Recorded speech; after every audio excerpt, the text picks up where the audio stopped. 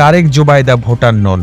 বিএনপির ভারপ্রাপ্ত চেয়ারম্যান তারেক রহমান ও তার স্ত্রী ডাক্তার জোবায়দা রহমান বাংলাদেশের ভোটারই নন।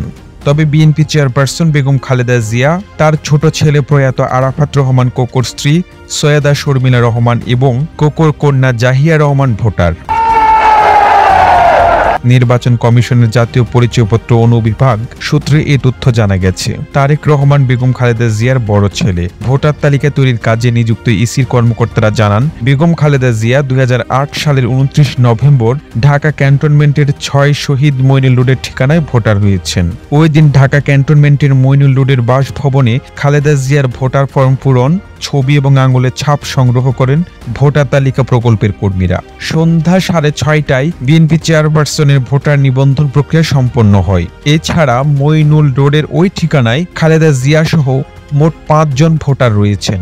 ইসি সূত্র জানায়, প্রয়াত আরাফাত রহমান কোকোর স্ত্রী সৈয়দা শর্মিলা রহমান ও তার কন্যা জাহিয়া রহমান বাড়িধারা এলাকার ভোটার। তারা হাউদ 56 ব্লক জে প্রগতি সরণি বাড়িধারা গুলশানের ঠিকানায় ভোটার হিসেবে নিবন্ধিত রয়েছেন।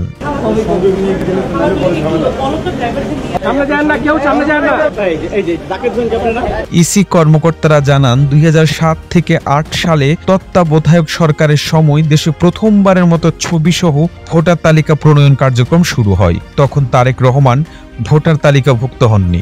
একজন কর্মকর্তা বলেন, তখন কারাবন্দী থাকায় ছবিসহ ভোটার তালিকায় তারেক রহমানের নাম ওঠেনি। এরপর 2008 সালে তারেক রহমান জামিনে মুক্তি পেয়ে লন্ডনে চলে যান। তবে বাংলাদেশি হিসেবে যে কোনো সময় ভোটার হওয়ার সুযোগ রয়েছে।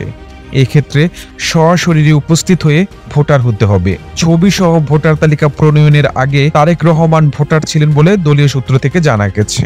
নির্বাচন কমিশন কর্মকর্তারা জানান, সম্প্রতি নির্বাচন কমিশন সংযুক্ত আরব আমিরাতে অবস্থানরত প্রবাসী বাংলাদেশিদের ভোটার হওয়ার সুযোগ দিয়েছেন। এরই মধ্যে শতাধিক প্রবাসীকে প্রথমবারের মতো জাতীয় পরিচয়পত্র স্মার্ট কার্ডও দেওয়া হয়েছে। আগামীতে সৌদি আরব ও লন্ডনে ভোটার তালিকার কাজ শুরু করার উদ্যোগ রয়েছে বলে জানিয়েছে নির্বাচন কমিশন। এই প্রতিবেদন তৈরিতে তথ্য ও উপাত্তের সাহায্য নেওয়া হয়েছে জাতীয় গণমাধ্যম বাংলাদেশ প্রতিদিন থেকে। আর এতক্ষণ আপনারা সঙ্গে ছিলেন বিশ্ব বাংলার। এভাবেই সঙ্গে থাকুন, আমরা তো ফিরছি নতুন নতুন প্রতিবেদন নিয়ে।